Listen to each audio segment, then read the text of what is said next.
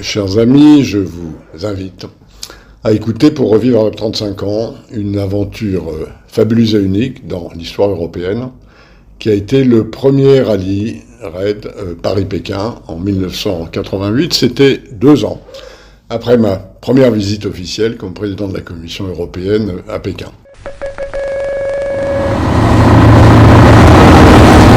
Venise sera notre première étape dans ce grand périple, une étape symbolique prévue par l'organisation pour rendre hommage à Marco Polo.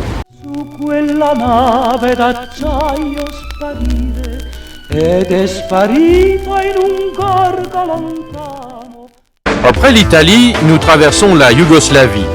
La route qui longe la côte adriatique est superbe, mais les étapes sont longues et la fatigue se fait déjà sentir.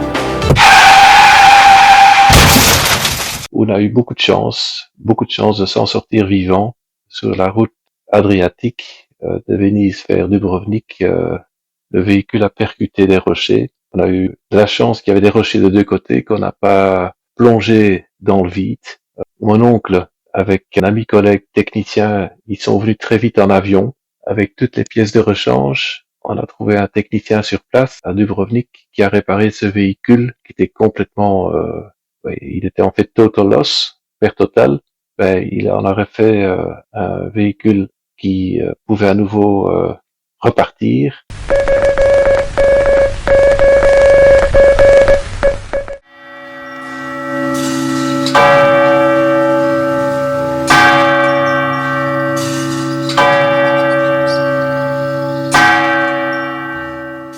Départ de Dubrovnik vers 8h30 en direction de la Grèce. Nous contournerons l'Albanie en passant par Titograd, Pristina et Skopje. Dans un canyon, nous sommes bloqués par un bouchon qui s'étend sur environ 5 km. Il faut dire que sur ces routes souvent en mauvais état, il y a de nombreux accidents, heureusement souvent sans gravité pour les passagers, mais les voitures en ressortent souvent HS. Nous continuons notre route dans une région montagneuse jusqu'à Titova Mitrovica. C'est très rural, nous voyons beaucoup de fermes. Les bergers ont en général quelques chèvres et une seule vache.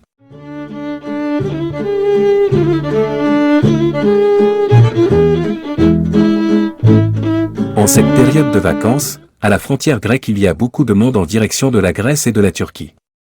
Nous y rencontrons des touristes lyonnais qui sont très intéressés par notre voyage, ils en avaient vaguement entendu parler.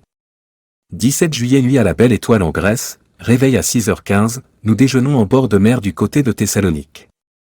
On fait le plein d'essence et quand le pompiste apprend que l'on va en Chine avec la voiture il nous prend pour des fous. Un peu plus tard, nous circulons sur une belle route déserte quand tout à coup,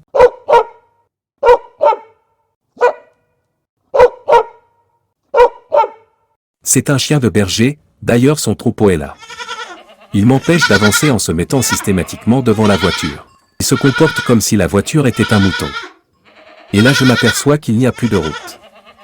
Je fais donc demi-tour en remerciant le chien de nous avoir prévenus. Nous pointons très en retard à l'arrivée à Istanbul.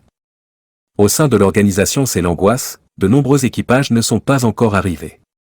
Les esprits s'échauffent, la fatigue aidant, certains s'énervent.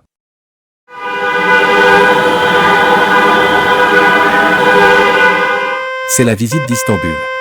L'Orient commence à nous saisir. La circulation, c'est de la folie. Les gens à qui nous demandons notre route nous orientent n'importe comment. Philippe, qui connaît les lieux, nous guide ensuite dans le bazar. C'est un grand marché couvert, avec une multitude d'allées qui relient les rues entre elles. Les échoppes sont nombreuses, hétéroclites. La très grande variété de marchandises à disposition est impressionnante. Les odeurs montent de toutes parts. Celles des fruits, des légumes, des condiments et des épices se mélangent aux odeurs de cuir, de bois, de peinture. Une foule importante déambule là dans un brouhaha permanent.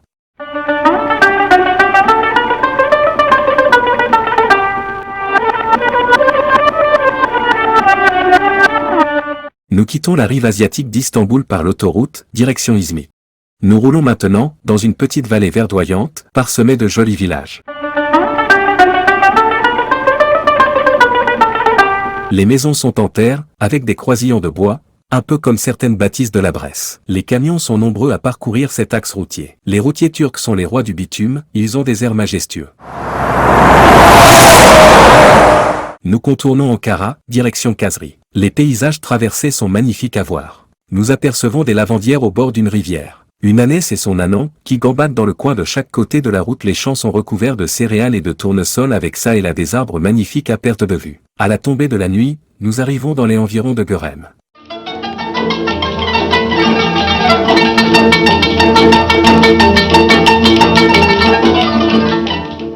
Pour la réalisation de ce deuxième épisode du podcast audio consacré au premier raid jeune Paris-Pékin de 1988, ont participé Pascal Lamy, ancien commissaire européen, Jacques Delors, ancien président de la Commission européenne, Alain Lafayette, organisateur du raid jeune Paris-Pékin 1988, Christophe de Schemark. L'équipe Acalin, participants. Ont été utilisés des archives audio tirées du film réalisé par le participant du raid Paris-Pékin Richard Valverde et des archives musicales appartenant à des fonds musicaux du domaine public. Réalisation du podcast, Constantin Delianis, journaliste.